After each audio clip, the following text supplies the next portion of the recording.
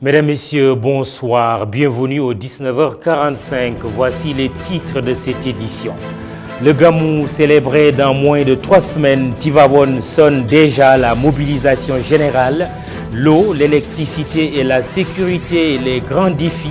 Le ministre de l'Intérieur a pris des engagements ce mercredi devant le comité d'organisation. CESTI, les enseignants en désaccord avec la direction de l'école de journalisme. À côté du débrayage de la section SAES qui a provoqué le report de la soutenance des grandes enquêtes, il y a ce soir la démission d'un des éminents professeurs. Djib Diédhiou pense que le CESTI abandonne sa vocation première de formation des journalistes. L'université Cheikh Anta Diop fait sa mue, de belles fresques en illuminent les murs, un changement salué par le mouvement Carbone 14 du nom du célèbre laboratoire de Cheikh Anta Diop. Ballon d'Or France Football édition 2019, Sadio Mané plus que jamais proche du sacre. On le saura le 10 décembre prochain dans ce journal, l'histoire du Ballon d'Or avec les footballeurs africains. Reportage du jour, les écouteurs et le téléphone portable, un couple inséparable. Le casque audio ne quitte plus nos oreilles. C'est pratique, mais attention au risque.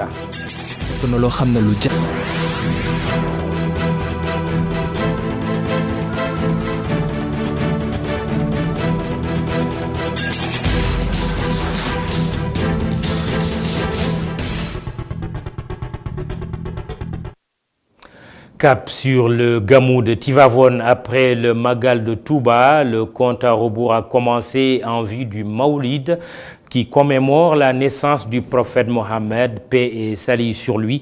Le comité d'organisation a exposé le cahier de charges cet après-midi au cours de la réunion préparatoire traditionnellement présidée par le ministre de l'Intérieur. Aly Ngouille Ndiaye sonne la mobilisation de tous les services de l'État concernés par l'événement. Migui Maram Ndiaye et Cheikhou Gaye pour le compte-rendu de cette rencontre. De l'eau à l'assainissement, en passant par l'électricité, la communication, le transport, tout a été passé au peigne fin lors de la réunion préparatoire du Gamou de Tivavone. Le COSCAS, comité d'organisation du Mawlud, a posé sur la table du ministre de l'Intérieur les doléances de la ville sainte.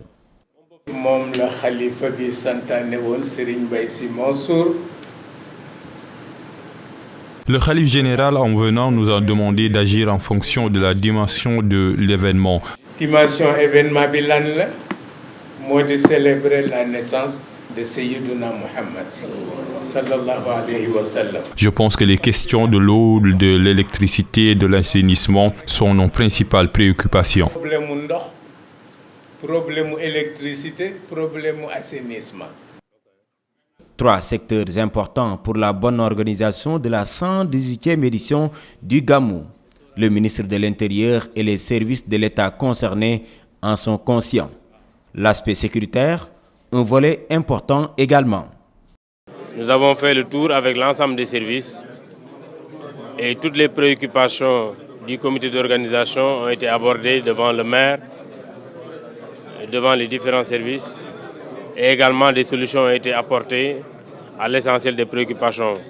Comme vous le savez, c'est un événement qui rassemble beaucoup de monde en un si court laps de temps, parce que c'est peut-être maximum, si on commence le début, donc une dizaine de jours avant, c'est à peu près sur 2 semaines, avec une forte concentration sur les 3 jours. Nous avons fait le point de l'ensemble des besoins pour l'eau, pour l'électricité, pour l'assainissement, pour la voirie, et les services qui sont là ont pris des engagements. Nous pensons que tous ces engagements seront respectés parce que nous avons l'habitude de cheminer avec ces services. Le ministre de l'Intérieur, les services de l'État et le comité d'organisation du Gamou se donnent rendez-vous le 31 octobre pour une dernière séance d'évaluation. Mais en attendant, des prières sont formulées pour une bonne réussite de l'événement.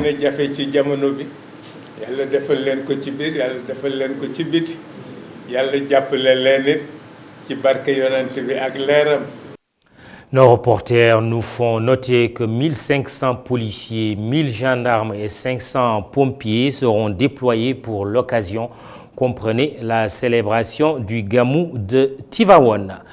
Le CESTI entre dans une zone de turbulence. La célèbre école de journalisme de Dakar est perturbée par un mouvement d'humeur depuis quelques jours. C'est ainsi que la soutenance des grandes enquêtes de fin d'études n'a pu se tenir pour la 47e promotion. La section SAES de l'établissement observe un mot d'ordre de débrayage.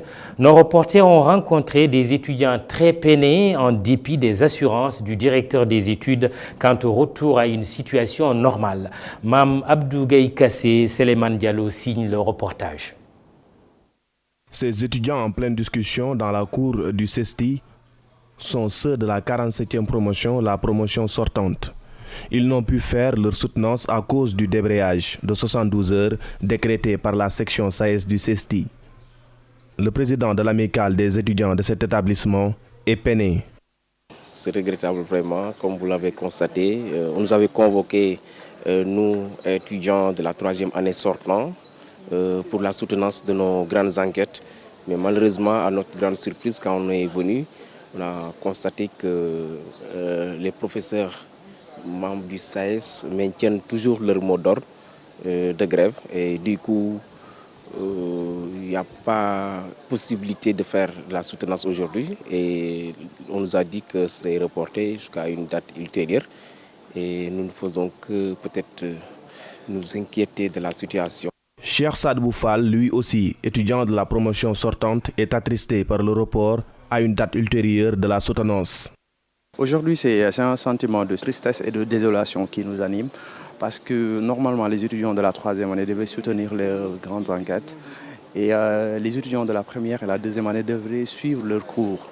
Et à notre grande surprise, on a vu qu'il y a un mot d'ordre qui a été prononcé par la section SAES du CESTI. Maintenant, les cours et les grandes enquêtes sont reportés à des dates ultérieures. C'est la situation qui nous anime et après un long séjour et un travail, aujourd'hui nous sommes dans l'impossibilité de pouvoir soutenir les grandes enquêtes à cause de la décision prise par la section SAES du CESTI. Les chefs de département, par ailleurs responsables du jury, ne se sont pas présentés à cause du débrayage. C'est la raison pour laquelle la soutenance des étudiants a été reportée, clarifie le directeur des études. Comme le comité pédagogique avait déjà fixé la date des grandes enquêtes, nous avions préféré laisser au jury l'initiative d'observer la situation d'abord et de prendre une décision. Vous savez, les textes du CESTI disent que les évaluations des étudiants doivent être faites dans le cadre des départements. Du moment où, dans les départements, les enseignants permanents qui siégeaient étaient en mouvement de débrayage, on a été obligé d'observer l'impossibilité de tenir les jurys et donc les travaux ont été reportés à une date ultérieure. Kousson Traoré Sall, la directrice du CESTI, qui promet de s'exprimer ultérieurement, nous a exprimé toute sa peine. Selon ses dires, ce n'est pas une coïncidence si le SAES section CESTI décrète un débrayage le jour même de la soutenance, car cette date était validée depuis le 5 août dernier par le comité pédagogique de l'établissement. Un combat de principe, c'est le sens que la section SAES du CESTI donne à son mouvement. Les enseignants protestent contre les 52 attestations délivrées à des journalistes béninois en juillet dernier. Pour le secrétaire général Moumini Kamara, son syndicat n'a aucune intention de pénaliser les étudiants. Écoutons-le. Dans notre logique, on n'est pas en train de porter atteinte aux intérêts des étudiants.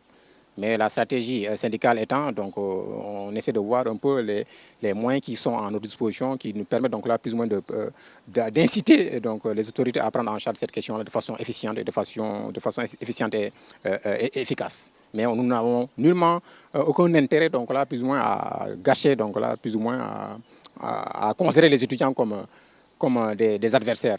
Au contraire, ce sont nos étudiants, donc, mais il y a des questions de principe sur lesquelles donc, la section CESTI donc, ne transige pas. Toutes les questions de transparence, de réduction des comptes, pour nous, donc là, c'est important. C'est un débrayage de 72 heures relatif à l'affaire des 52 attestations délivrées à des journalistes béninois au mois de juillet, le 24 juillet 2019 au Bénin. Déjà en juillet, on avait évoqué donc, là, la question. Ensuite, il y a eu les vacances. Donc là, on reprend plus ou moins donc, là, la lutte, le combat syndical. Après avoir adressé donc, là, deux courriers donc, au recteur. Un premier courrier donc, là, qui lui avait été adressé le 25 juillet et une lettre de relance donc, là, le 10 juillet pour attirer son attention sur les dysfonctionnements notés dans cette formation offerte aux étudiants béninois. Je reste optimiste. Je suis syndicaliste, mais je reste optimiste. Il y a des démarches qui sont entreprises avec les autorités. Et je pense que d'ici là, donc, une solution sera trouvée par rapport à cette question. Et comme si ce mouvement d'humeur ne suffisait pas, Djib Diédhiou, l'un des tout meilleurs professeurs du CESTI, claque la porte. Il manifeste ainsi son désaccord avec la direction qui a renoncé, d'après lui, à la vocation première de l'école, la formation de journalistes. La synthèse de la lettre de Djib Diédhiou avec Hassan Gueye. Le Centre d'études des sciences et techniques de l'information faisait partie des écoles les plus réputées et les plus sérieuses d'Afrique. À ce jour, l'établissement qui a formé des cohortes de journalistes sénégalais et africains est au bord de l'apoplexie, gangréné qu'il est par les suspicions liées à des faits de corruption et des divergences sur l'application du système LMD. Le confrère Djib Diédhiou, qui assurait des cours de technique rédactionnelle de presse écrite en deuxième année depuis belle lurette, vient d'en claquer la porte avec fracas. Il regrette notamment de ne pouvoir postuler à un renouvellement de son contrat avec le rectorat. À ses yeux, la décision de greffer le système LMD au CESTI est un non-sens. Non seulement ça mélange tout, mais la mesure met sur le même plan les matières professionnelles, télévision, radio et presse écrite et les matières d'enseignement général, comme la faculté de médecine et l'école supérieure polytechnique qui sont spécifiques. Le CESTI, de la même manière, aurait dû au moins bénéficier d'un moratoire. Celui-ci aurait permis d'adopter un système conforme au LMD en préservant sa vocation originelle, notamment la formation des journalistes. L'ancien du Soleil a estimé que les mesures nouvelles éloignent l'établissement du modèle école sur lequel il est bâti depuis presque 50 ans. La réputation dont elle jouissait en Afrique francophone et qui n'était pas surfaite en était tributaire, au même titre que la certification obtenue auprès du réseau Théophraste. Notre époque meurt d'absence de conviction et apparemment, le doyen Djib Diédhiou n'a pas voulu ruser avec ses principes. Une chose est certaine, la sagesse est fille de l'expérience. Hassan Gueye, il faut peu parler de soi, mais permettez quand même que nous restions dans le monde des médias. Avec ce forum Médias et Migration, les journalistes s'arment du protocole de la CEDEAO sur la libre circulation des personnes, un forum organisé par l'Institut Panos Afrique de l'Ouest qui n'a pas manqué l'occasion de mettre le curseur sur le journalisme d'investigation. La rencontre a pris fin aujourd'hui à Dakar. Omar Khan, Mafalfal. C'est un atelier de formation de 3 jours qui vient de prendre fin. 3 jours durant lesquels les journalistes ont été sensibilisés sur le protocole de la CEDEAO qui fait état de la libre circulation des personnes et des biens. Nous avons abordé tous les enjeux de la migration au Sénégal.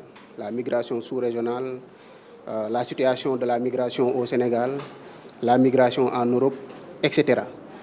Et ensuite, nous avons jugé utile de renforcer les capacités des journalistes en journalisme d'investigation. Et on est revenu sur les fondamentaux du journalisme d'investigation, les approches, l'attitude du journaliste investigateur, la formulation d'hypothèses. Et in fine, les participants seront appelés à proposer des plans de reportage et des plans d'enquête.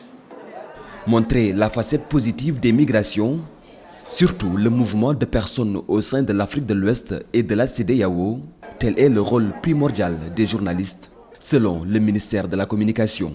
La presse a un rôle fondamental, on l'a dit tout à l'heure, on a constaté, nous tous, que l'image qu'on nous renvoie à travers la migration, c'est toujours une image qui n'est pas jolie, qui n'est pas bonne à voir. Et c'est à vous, justement, d'aller vers l'information, d'autant plus que vous êtes dans un pays qui vous garantit l'accès à l'information, vous avez la liberté de presse, et vous avez le droit de montrer, justement, qu'il y a une facette positive de la question de la migration. Quand on parle de la question de la migration, bien entendu, au sein même de la sous-région, au sein même de la zone CEDEAO et au sein même de l'Afrique, il y a un mouvement de personnes. Nous avons vu des compétences bouger, migrer d'un pays à un autre, et c'est à là l'Afrique doit arriver. Forum Médias et Migration, le protocole de la CEDEAO sur la circulation des personnes, tel est le thème de cet atelier. L'objectif était de familiariser les journalistes avec le dit protocole et les capacités sur le journalisme d'investigation. L'université Cheikh Anta Diop de Dakar a un visage plus lumineux, sans doute pour mieux coller à son slogan « La lumière est ma loi, luxe mais à l'ex ». Les fresques murales visibles au sein de l'espace universitaire enchantent les membres du mouvement Carbone 14, ce célèbre laboratoire tenu par Cheikh Anta Diop, parrain de l'université. De l'avis de Saliou Diop, porte-parole de ces activistes, cette dynamique de revalorisation de Cheikh Anta Diop doit se poursuivre. Comme on peut tous le voir, on a des fresques murales aujourd'hui qui ont été réalisées à l'honneur du professeur Cheikh Anta Diop, qui sont aujourd'hui réputées être les plus grandes fresques murales de l'histoire du Sénégal. Alors d'un côté comme de l'autre, aujourd'hui c'est agréable à voir à l'honneur du professeur Cheikh Anta Diop. Le mouvement Carbone 14 s'est toujours positionné, s'est toujours prononcé pour faire avancer les choses dans ce sens-là. Promouvoir surtout la production, le lait de Cheikh Anta Diop. Alors pour moi, ce qui est essentiel aujourd'hui, c'est que où l'on soit aujourd'hui, à 200 mètres de l'université, on aperçoit ce qui frappe à l'œil, ce sont les grandes fresques murales, comme je l'ai dit tout à l'heure, qui sont réputées aujourd'hui être les deux plus grandes fresques murales du Sénégal. Et ça, les fresques sont juste l'un des éléments de ce combat-là. Il fallait y penser. Droits d'auteur et droits voisins, les auteurs des arts visuels perçoivent la part qui leur revient de droit. Une première à mettre sur le compte de la SODAV, la Société sénégalaise du droit d'auteur et droits voisins, a remis ce mercredi plus de 20 millions de nos francs aux ayants droit au nombre de 103. Une opportunité pour son directeur général de répondre aux critiques contre sa gestion. Ali Batili au micro de Boubacar Dien et Mafal Fall. C'est l'aboutissement d'un processus de plusieurs décennies, c'est-à-dire qui a démarré avec le BSDA et que le bon Dieu nous a gratifié de parachever aujourd'hui. Je pense que ceci est extrêmement important parce que le plus souvent, on a toujours cru que les sociétés de gestion collective, surtout en Afrique, étaient des sociétés musicales. Alors qu'en réalité, nous sommes de par nos statuts des sociétés pluridisciplinaires, c'est-à-dire qui gèrent plusieurs types de répertoires. Le montant distribué porte sur plus de 20 millions. Parce que pour la France, c'est plus de 28 000 euros, un peu plus de 18 millions de francs. Et pour la SODAV, c'est plus de 2 millions de francs. Donc au moins, il y a plus de 20 millions de francs CFA, tout cumulé, qui ont été distribués pour cette première échéance de répartition portant sur les arts graphiques et visuels, pour 103 récipiendaires au total. Vous savez, la SODAV ne va pas s'inscrire dans une dynamique de polémique. On a apporté les clarifications nécessaires depuis plus d'1 an. Permettez-nous de rester dans notre direction de concret. Et je pense que justement, ce que nous faisons est concret. Et c'est ici qu'on nous attend, de manière concrète, comment mettre en œuvre les droits qui ont été reconnus par la loi. Restons dans la culture. Une sélection de professionnels et d'acteurs culturels du Maroc lance un programme de rencontres cette semaine à Dakar. Initié par l'association africaine Africaina, l'événement permet à de jeunes artistes et acteurs culturels dakarois de s'enrichir de l'expérience marocaine. Un sujet de Moustapha Gabar Diop avec Augustin Mandang. Du 21 au 27 octobre, Dakar sera la première étape d'un programme itinérant d'escale artistique marocaine en Afrique. Objectif, connecter deux villes culturellement bouillonnantes à travers des rencontres professionnelles et des prestations artistiques. Organisé par l'association marocaine Africaïna en partenariat avec la Maison des cultures urbaines de Dakar, l'événement se veut un pont d'échange entre les cultures urbaines et contemporaines du Maroc et du pays hôte. Donc nous avons souhaité mettre en avant les métiers qui sont autour de la création. Bien sûr, il y a le spectacle vivant et représenté par la musique, mais il y a aussi les arts visuels et la culture du street art. Et puis il y a tous les métiers qui sont autour de ces arts-là, à savoir l'art vidéo, la photographie. Et puis nous sommes là aussi pour être beaucoup plus accessibles et rendre nos programmes plus accessibles et plus compréhensifs pour les communautés d'artistes et d'opérateurs culturels sénégalais. Créé en 2013, Africaïna s'est donné comme mission de promouvoir sur le continent les actions culturelles dans le processus de développement humain, social et économique. La société civile est en mesure aujourd'hui de mettre en place des projets de développement parce que c'est la société civile qui est en contact avec le terrain et que les ministères, oui, ce sont nos ministères de tutelle, ils doivent nous accompagner et nous faciliter les démarches, mais je pense que les financements viendraient plus du secteur privé parce qu'il y a des entreprises qui réussissent de part et d'autre, partout sur le continent. Et là, je pense que c'est des partenariats publics-privés qui pourront résoudre le problème.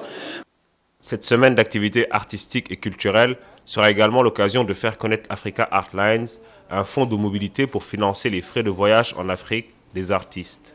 Les prix sont extrêmement, même indécemment élevés. Et donc, ça étouffe toute initiative de coopération culturelle parce que le coût du billet est très élevé. Peut-être que dans la sous-région ouest-africaine, certaines choses sont facilitées parce qu'il y a quand même le transport routier. Mais si on s'élargit sur tout le continent, ça devient quasi impossible s'il n'y a pas de financement de billets d'avion. Le passage d'Africaïna à Dakar sera immortalisé à travers des fresques murales et des graffitis qui feront également l'objet d'ateliers.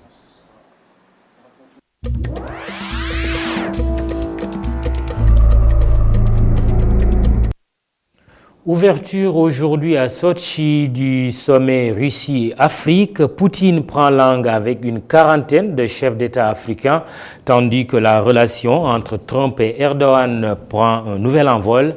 En Ukraine, la lutte contre le mensonge se fait sur Internet, mais Pabalune Sarr démarrons ses actualités internationales par la Tunisie avec la prestation de serment du nouveau président Kais Saied.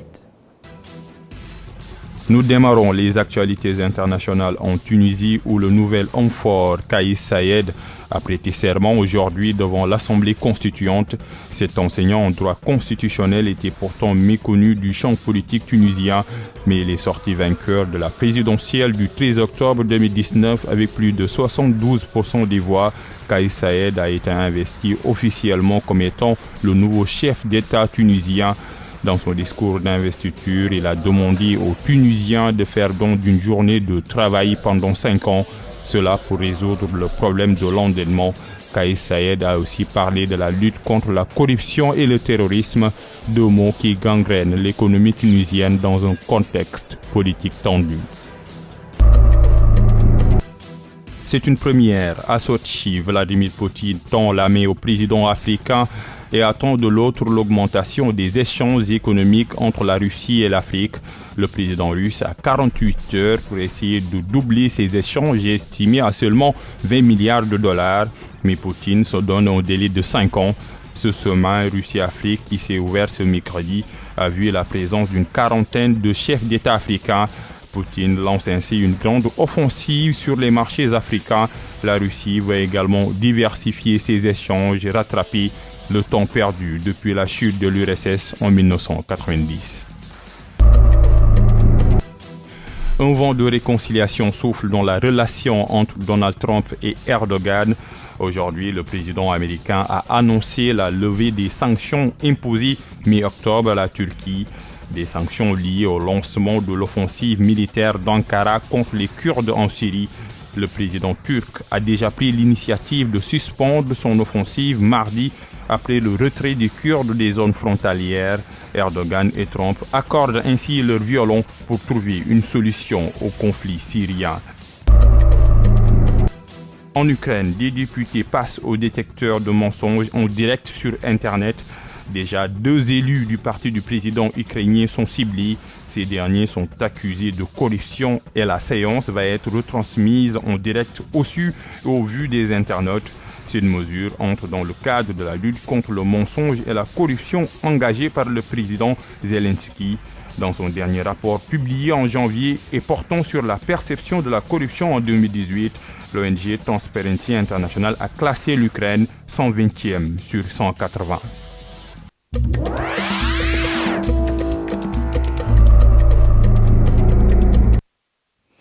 Ballon d'Or France Football 2019 pourrait être l'année du sacre pour les footballeurs africains. La distinction fuit les joueurs du continent depuis 1995 avec un certain George Weah. Pour l'édition de cette année, le Sénégalais Sadio Mané a de fortes chances de l'emporter, plébiscité qu'il est par de nombreux observateurs. La petite histoire entre le ballon jaune de France Foot et les Africains nous est contée par Pape Malick Diao. Créé en 1956 par le magazine France Football, le trophée était à l'origine attribué aux meilleurs joueurs disposant d'une nationalité européenne évoluant dans un championnat européen, ce qui avait d'ailleurs privé certaines légendes africaines comme le Ghanéen Abedi Ayou Pelé ou le Malien Salif Keita de pouvoir inscrire leur nom à son palmarès. Surnommé Domingo ou encore la Panthère Noire, l'ancien international malien des années 70, deuxième au soulier d'or européen avec 42 réalisations en 38 matchs lors de la saison 70-71 en Ligue 1 française. C'était aussi celui-là qui avait fait les beaux jours de l'AS Saint-Étienne durant la période qu'on appelle communément l'épopée des Verts, ce qui est d'ailleurs à l'origine de la création du Ballon d'Or africain dont il fut le premier lauréat en 1970. Ce n'est qu'en 1995 que le Ballon d'Or connaît une réforme et est désormais attribué aux meilleurs joueurs évoluant dans un championnat européen sans distinction de nationalité. Ainsi, l'actuel président de la République du Libéria, George Weah, alors footballeur au Milan AC, devient le premier Africain à s'adjuger le trophée devant l'Allemand Jürgen Klinsmann et le Finlandais Jari Litmanen. Depuis, aucun autre Africain n'a pu brandir ce ballon jaune. 24 ans plus tard, un Africain sénégalais, pour être plus précis, peut espérer devenir l'héritier de George Weah, à savoir Sadio Mané, qui peut ou devenir le deuxième Africain à brandir ce ballon d'or ou entrer dans la shortlist de ces Africains-là qui étaient tout proches de le soulever. Comme Didier Drogba, 4e en 2007 avec Chelsea, Samuel Eto'o, 5e en 2009 avec le FC Barcelone, son coéquipier Mohamed Salah, 6e en 2018 avec Liverpool ou encore Riyad Mahrez, 7e en 2016 avec Leicester. L'Afrique sera-t-elle à nouveau à la tête du football mondial après 1995? La réponse le 2 décembre prochain. À suivre donc Pape Malick Diao. Reportage du jour, notre curiosité de ce soir, le casque audio, l'écouteur de son autre nom, est devenu un gadget presque incontournable pour nos oreilles, un phénomène amplifié par l'irruption dans nos vies du téléphone portable. L'écouteur, beaucoup d'entre nous l'utilisent tous les jours et cela fait près d'un siècle que cela dure. Toutefois, son usage n'est pas sans risque. Cheikh Hassan Affal, Gorgui Diaw Thiam, tout abus, dit-on, est nuisible. Votre reportage. Il est généralement blanc, petit, rond et se pose facilement à l'oreille. Il est devenu presque incontournable pour les usagers de téléphones portables sensibles à la mode. En quelques années, l'écouteur a envahi l'espace public et son usage diffère d'une personne à l'autre. J'utilise ces écouteurs pour répondre à mes appels. Des fois, on est occupé et on ne peut pas forcément répondre au téléphone, donc c'est utile d'avoir le casque sur les oreilles. Ça nous permet de répondre directement et puis on peut faire autre chose en même temps pendant qu'on parle au téléphone. Tu gagnes du temps. J'utilise les écouteurs pour être un peu déconnecté du monde, pour pouvoir me concentrer sur certains textes ou bien sur quelque chose. Je les utilise tous les jours pour écouter de la musique, répondre au téléphone. Principalement. Avec ou sans fil, chacun fait son choix en fonction de ses besoins. Celui-là est beaucoup plus pratique et beaucoup plus facile à arranger et ne couvre pas toute l'oreille. Les écouteurs avec fil, ça te permet aussi d'être tout le temps en contact avec son téléphone et tout, surtout avec les 4 volts. Il y a des casques où le son n'est pas parfait et d'autres qui vous donnent une restitution parfaite du son. Ce sont des casques originaux.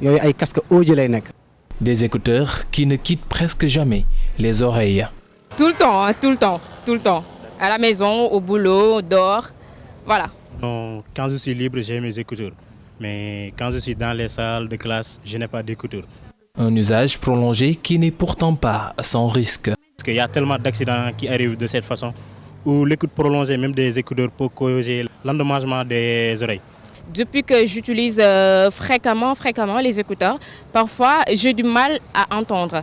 Nathaniel Baldwin, qui a créé les écouteurs en 1919, les avait destinés à un usage militaire. Petit à petit, ils ont évolué pour s'adapter à la mode et à la culture urbaine. Aujourd'hui, le casque audio est autant un accessoire pratique qu'un accessoire de mode, étant même à devenir un bijou aussi précieux que les smartphones.